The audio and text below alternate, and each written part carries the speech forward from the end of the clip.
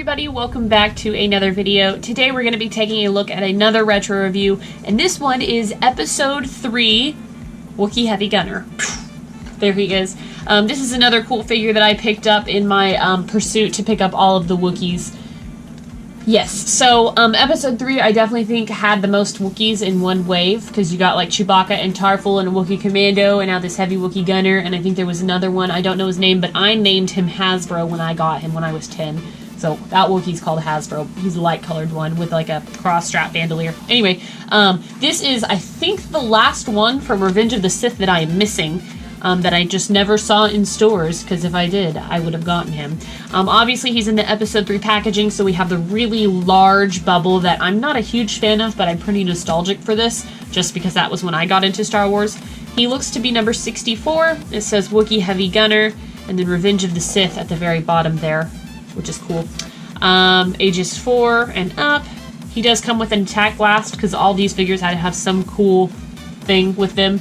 I paid $9.99 for him, which is pretty fair, I'd say. You get a picture, a cutout picture of this Wookiee, which I guess they just took from the battle on Kashyyyk, even though this guy's not wearing a tunic and this guy is. It's kind of interesting. On the back, it just says, Wookiee Gunners defend beaches of Wawat Archipelago on the coastal city of Kakariko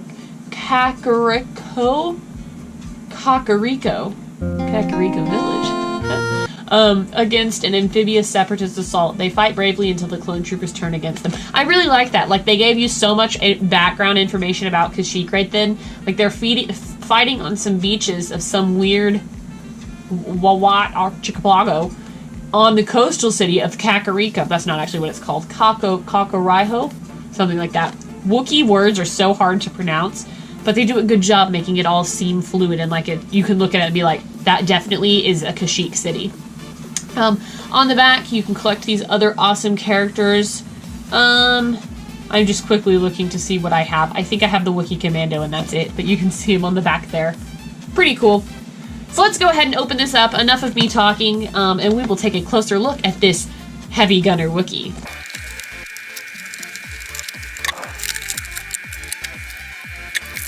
Alright, so here's our Heavy Gunner out of box. Before I go into him in more detail, I do want to show you the accessories. Just for notoriety, he does come with another cute little pamphlet showing the toys of the day.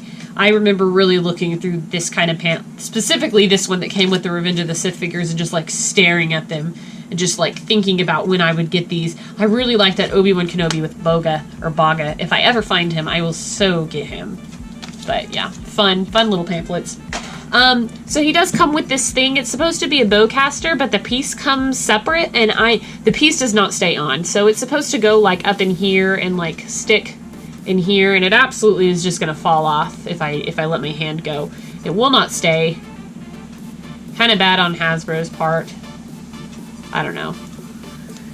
Oh wait, never mind. I just got it. Never mind.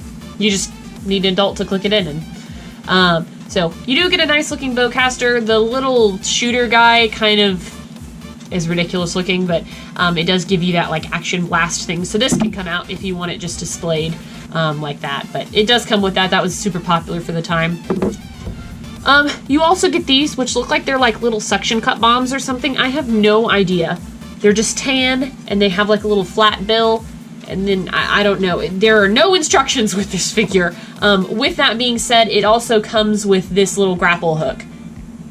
Again, I have no idea where either of these pieces go. It doesn't say, and there's not a picture, so I don't know.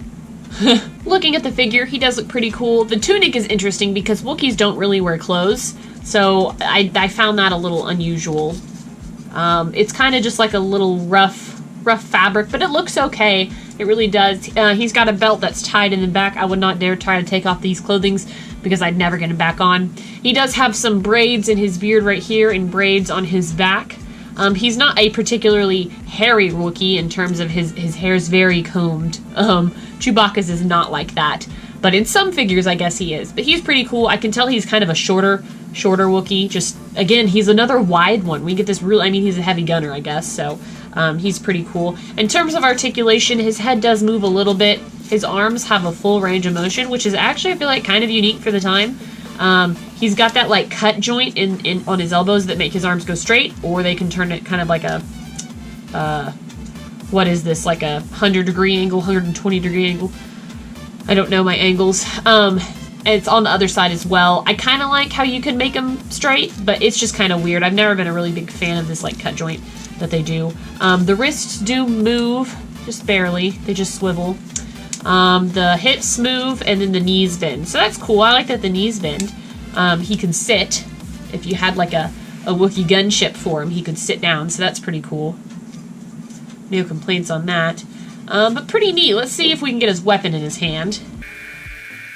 Okay, so there is this hole there for a thumb, and this is where the trigger finger goes. And unfortunately, since he doesn't have a separated trigger finger on either side, I can't really get him to hold this. So that was kind of a bad design. I think I can fit it in, but it won't be technically right. Say if I get it in his thumb. Yeah, I can't really. That's kind of a bad design. They definitely sculpted Chewbacca's hand to fit his bowcaster perfectly, so I don't know why they couldn't sculpt this guy's hand to hold this bowcaster, which is part of the main play feature. So a little bit disappointed on that he can't hold it. And I don't know what to do with the other accessories, with this little grapple hook or these, I think they're bombs, I don't know. It doesn't say. I guess I could wrap this around his body, like, you know, if he's gonna go grapple off something, but that's kind of it. He does have nice fur color. I like the uniqueness of Wookiee's fur color. His is like a kind of a tan and a dark color. They all look very unique, but you can tell they're all from the same species. It's really cool. I enjoy collecting these guys, but not my favorite Wookiee, but still pretty good. It's nice to have another little warrior, and I like that he's wearing this little tunic, even though Wookiees don't really wear clothes, but it's funny. Let me know what you guys think about this figure in the comments below, and thank you so much for sticking around to the end of this video. Until next time, guys, I will see you later. Bye.